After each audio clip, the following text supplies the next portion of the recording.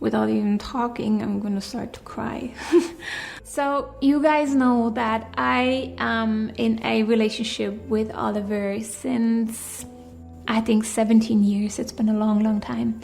4 years ago, I got to know another man and I felt drawn towards this man, and about 4 years ago I started a relationship with him. Now the thing is that I explored this for the first 3 months without telling Oliver, and I explored this in its full capacity.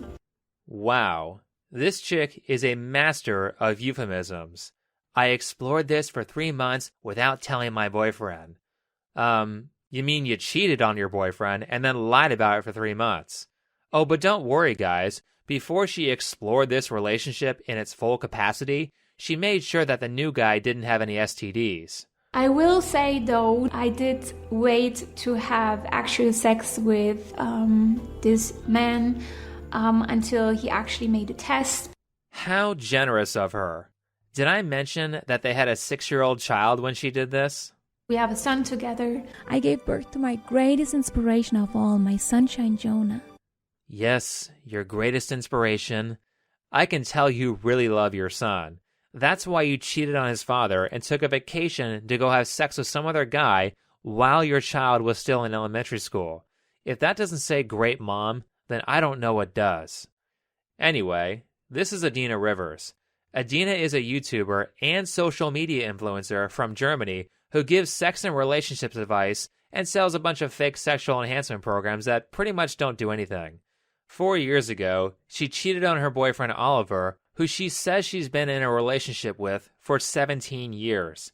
She says she eventually told him about the other guy, but considering how much she lied and used words that were misleading during this video, I don't believe her. He most likely found out about it on his own. Everything she did in the video was to misrepresent the situation. Even her intro, she spent 9.5 minutes saying nothing before she actually said what happened. She spent almost half the video spewing verbal diarrhea about what a great person she is and how real she is, intermixed with long pauses of her doing this.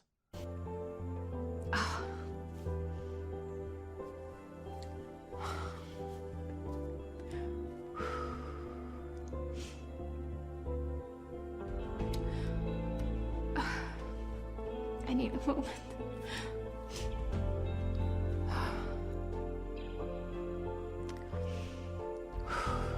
So Oliver finds out about her cheating on him, then she decides to sell it as polyamory or an open relationship, and he accepts. What a simp. You can tell he's not okay with it. Listen to how he describes the relationship in an older video made after he found out about it. What is the current status of your relationship, and do you believe in titles and labels? I would say our current status is committed. Yeah, that's what I would call it right now. I like that. And I feel like the longer we are in a relationship, the less I feel the desire to define it. So what would you call it if you had to call it something? Relationship? Wow, that was sad. That's like a guy confessing his love to a girl he's known for years, only for her to say, "You're like a brother to me." I don't get it. If it were me, that statement from her would be the end of the relationship. 17 years and you don't know how to define our relationship? That plus she cheated? No way any man should put up with that. It gets worse though. He hangs out with a guy she cheated with. I'm grateful for that it happened today. This person and I were friends. Yeah, we go to the movies, we do stuff together. Oh my God. Oliver goes to the movies with him. Imagine you are in a relationship with a woman, you've been together for over a decade, and have a child together. You are basically married. 13 years into your relationship, she cheats on you, you become friends with the guy, and you are grateful for that experience. What in the hell? Not to mention, this chick basically admits that she's a liar. And I shared to him directly also that I do want to continue to see this man intimately, and I do want to continue to explore this. This was really, really hard for me because I would, before that, never be so straightforward and open and honest. I would always hide things for fear that I would lose Oliver. This whole time you talk about what a great guy Oliver is and how you love him so much. You don't love him. You treat him like garbage. You openly admit that your natural response is to lie to him about serious events. That's not love. Then, when he expresses that he's been hurt by what you did, you say, "Screw you, I'm going to do it anyway." And on the other side, I also did not want to lose Oliver. So what happened was that I dived deeper into the idea of open relationship, free relationship. But the truth is that Oliver and I, we were still so much in the beginning. Oliver was still very much hurt by the whole situation because I was not gentle with him, I would say, because I really just continued to do what I wanted to do. I wanted to see this man, I wanted to explore this with him, and it was kind of like Oliver had to deal with it in a way. There she goes again, using soft language. I wanted to explore this. He had to deal with it. Please, saying things in a soft voice and using soft language does not make it okay. Stop lying to make yourself look good. You will only make yourself more miserable, and everyone outside of the relationship can see right through it. This was not a light discussion. This was probably a huge fight, where the end result was basically, I know you want a committed relationship. I don't care about you, so I'm going to do what I want. Just accept that I'm going to cheat on you.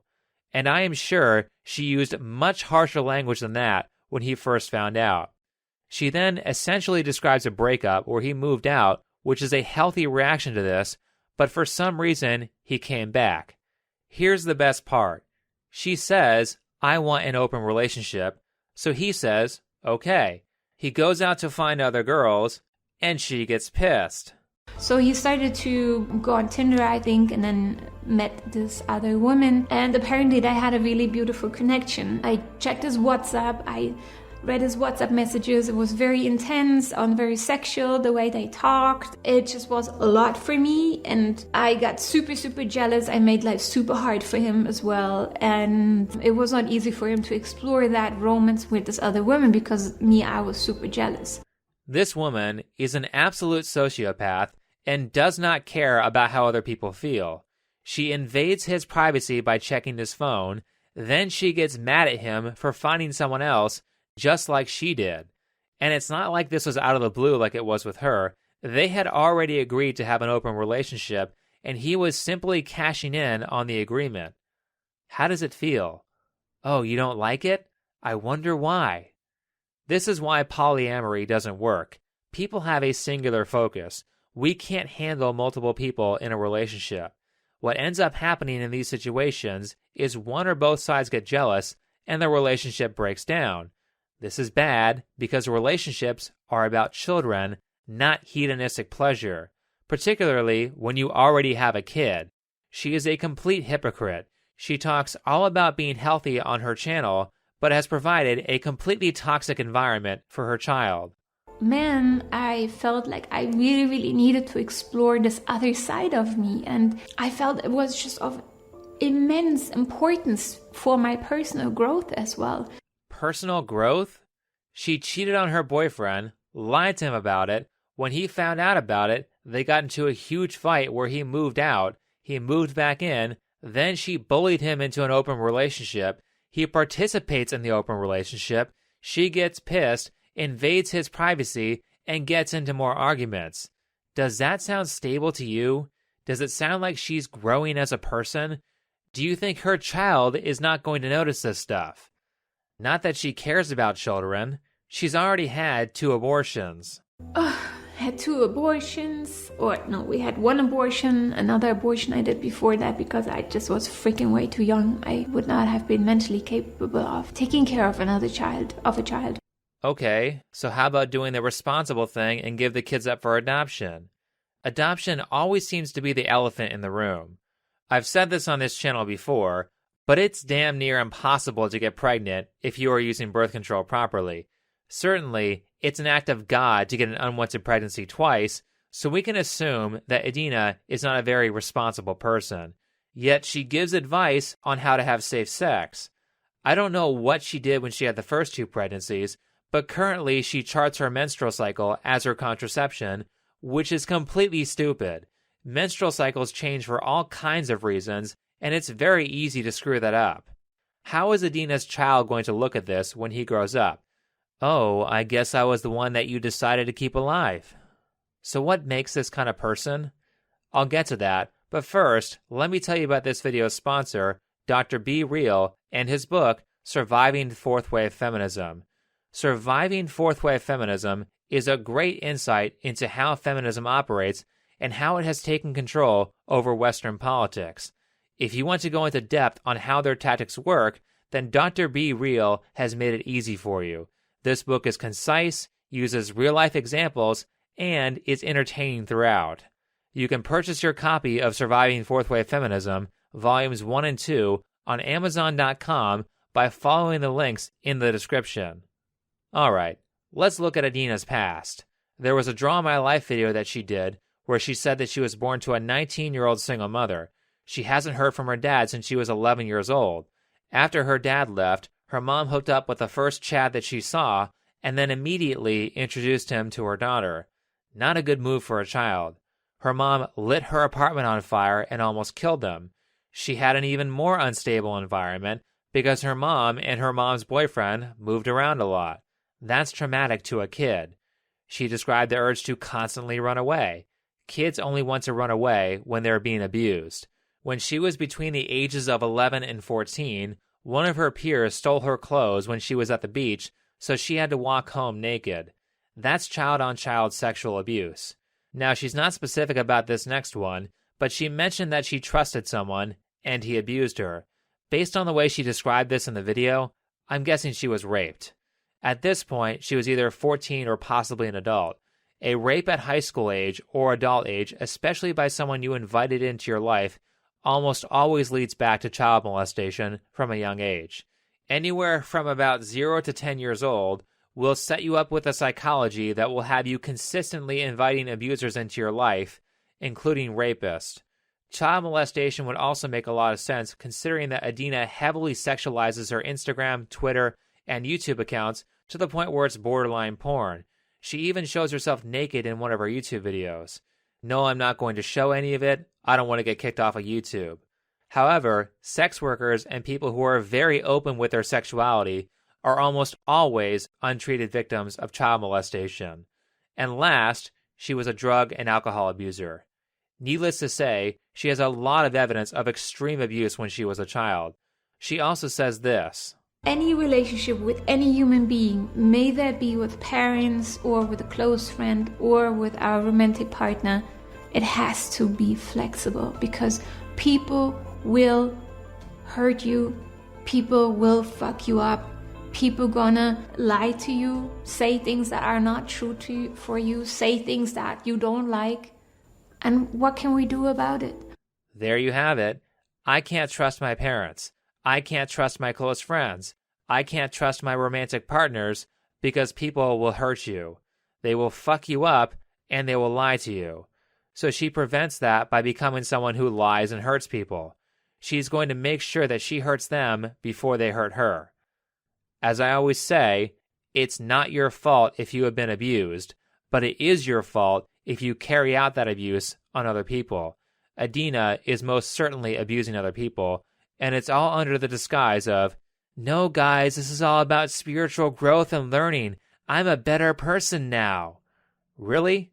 Then why is your video titled, "My Life is a Mess"? Your spiritual growth has made you miserable. Again, I'm sorry you were abused as a child, and that's not your fault, but what you are doing is completely unacceptable. People frequently ask me how to easily spot people like Adina, so here's a trick. Pay attention to what people say. Crazy people always have certain catchphrases they use. One of them is, "I'm spiritual." I'm a wild spirit, I'm free-spirited, I'm always seeking new adventures, but I'm a fire being as well. As a former yoga teacher, I have been around a lot, I mean a lot, of, quote, spiritual women. These women are just using spirituality to avoid actual effective treatment for their childhood trauma. Doing a bunch of yoga poses, becoming a vegetarian, and counting prayer beads is not going to fix your psychological problems. When it comes to spirituality, there is no compulsion to actually become a better person. All it is just believing in past lives, drinking out of glass instead of plastic, and believing in outdated descriptions of personality like astrology or Ayurveda. None of this has anything to do with fixing actual problems. A woman saying she is spiritual is a red flag. Why is it a red flag? Because spiritual women like Adina, who come from chaotic childhoods, do not feel comfortable in stable relationships. If they are in a stable relationship and someone is not creating chaos for them, they will create the chaos themselves. They will start fights. They will try to make you jealous. They will lie and cause drama, and they will try to bring other people into the relationship like Adina did. That's what polyamory is about. It's about her trying to sabotage a healthy relationship because she has not yet gone through any real treatment and can't handle stability. Without fail, they always do this. They either hook up with an abusive guy and get abused by him, or they hook up with a nice guy and start abusing the nice guy. Adina has done both of those things. Adina is the perfect example of why you don't associate yourself with untreated childhood trauma survivors. They will constantly try to destabilize your relationship, and they will act out their abuse on you and your children, just like Adina is. Eventually, Adina stops seeing the other guy, Oliver cancels his other relationships, and things get better. During this time, actually, I stopped seeing the other men because I was so involved with Oliver. I was so scared also of losing Oliver. And so I did not see this other man for almost a year. And yeah.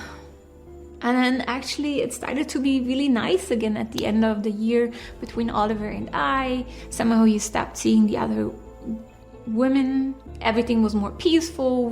Surprise, surprise, when people don't have affairs going on outside of their relationships are more stable and happier. Who would have thought? And magically, when she cannot handle the newfound stability, she cheats on Oliver again, and the relationship goes to crap. Somehow, I don't know, I started to see the other men again, because also I feel so drawn to his spirit, the different way of being that he has, and the different things that he's bringing out of me. Not even just as a romantic partner, but even as a friend. So I went back to see him beginning of this year, and again, I didn't fully disclose the whole situation to Oliver. Not only did she cheat on him again, but after talking about how much she has grown and how she has learned that lying is bad, she lies to him again too. Actually, she lied to both of the guys. Oliver only found out that she was cheating because he asked the other guy, who was also surprised because he thought Adina had told Oliver what was up. Both Oliver and the other guy were not happy about this. I'm not sure what this video is supposed to be, but she framed it as an apology video. The structure is, I did this wrong thing, but now I'm learning. However, over and over again, she insists that she did nothing wrong, but is somehow learning from her mistakes, even though she constantly repeats them. Me, I'm such a warrior, I'm such a fighter, but I'm coming more and more to conclusion that it is okay to be who I am. It is okay to desire what I desire. I'm still lovable. I'm still a good person. I'm a strong woman. Yes, she actually said that. No, Adina, you are not a good person. You are a cheater who is abusing her child. You aren't strong either. You are lying because you are afraid of the consequences of telling the truth. You said that yourself. That's not strong. She's acting like the victim here when she is clearly the villain. This is quite possibly one of the worst apologies I have ever seen. She does not feel guilty for harming her boyfriend or her child. She does not take responsibility for her behavior. In fact, she actively tries to cover it up by using euphemisms, and she does not change any of her behavior after receiving negative consequences. If Oliver stays with her hoping she will change after all of this, then he is an idiot. She's even out there giving other people advice on how to be polyamorous so that they can have miserable lives just like hers. What good has she done? she is not just harming her own relationship, she is harming other people's relationships too. Oh, and guess what? She's pregnant with another child. Now, I'm pregnant. Well, that child is probably going to get aborted considering how bad her relationship is. And I'm very confused. I don't know what to do about the pregnancy. What's there to do? You either have it or you don't. The indecision is her deciding on whether she wants a third abortion or not. Now, her excuse for this behavior is that she's following her cravings. She is just going to follow whatever whim she has.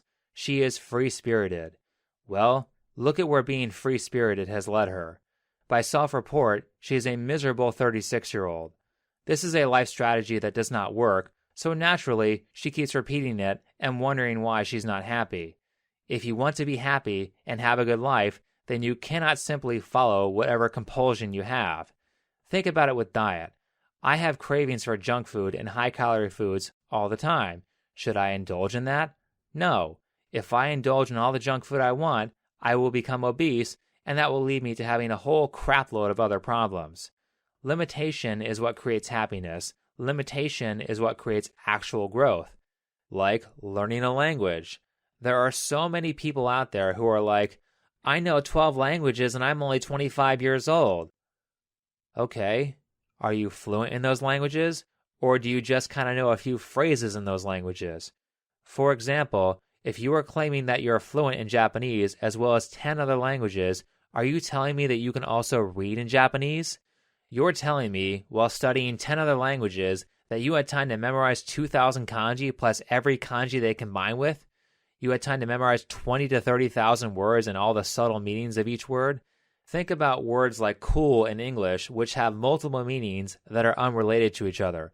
It's the same in Japanese, and it's the same with every other language. Every time I see these polyglots claim that they can speak Japanese, along with 10 other languages, they are always saying really basic stuff like, my favorite food is fish, and when I was 10, I went to England. Any beginner can say things like that. If you are saying that you are fluent in a different language, then are you also saying that native speakers don't have a ton of trouble understanding you? Because certainly, a lot of people claim they can speak English, and I can only understand half the things they're saying because they don't know how to pronounce words properly, or they are using the wrong word entirely, especially when it comes to technical language like describing a problem or how to do something. So, you can be good at 2, maybe 3 languages, or you can be good at 1 language and suck at 13 other languages that you claim to be fluent in. That's why you need limitation. You can be good at some things, or you can try absolutely everything and be good at nothing. If you want success, then you have to take all the options that you have and choose which ones you want the most. So if it's a language, do you want to be fluent in Japanese or German or French or Spanish or Chinese? You can't choose all of them. You can choose 1, maybe 2 of them. Or let's say you're programming a mainstream video game. Do you want to be a graphic designer? Do you want to be a storyteller? Do you want to do music? Do you want to do voiceover? If you want to be a professional, then you can't choose all of them and still be highly skilled. It's more work than one person can ever do in a lifetime. If you try to get everything, you will be ineffective and end up with nothing. Some choices are better than others anyway, so spend time thinking about what you want and pick the best options. And with that said, I think that's enough for this video. So if you liked it, hit the like button, subscribe if you're new, comment and share. If you would like to support this channel, then you can do so with PayPal, Patreon, or Subscribestar. You can find all those links in the description. Last, if you haven't checked me out on Facebook, Bitchute, Twitter, or Gab, you can also find those links in the description. Otherwise, thanks for watching, and I'll see you in the next video.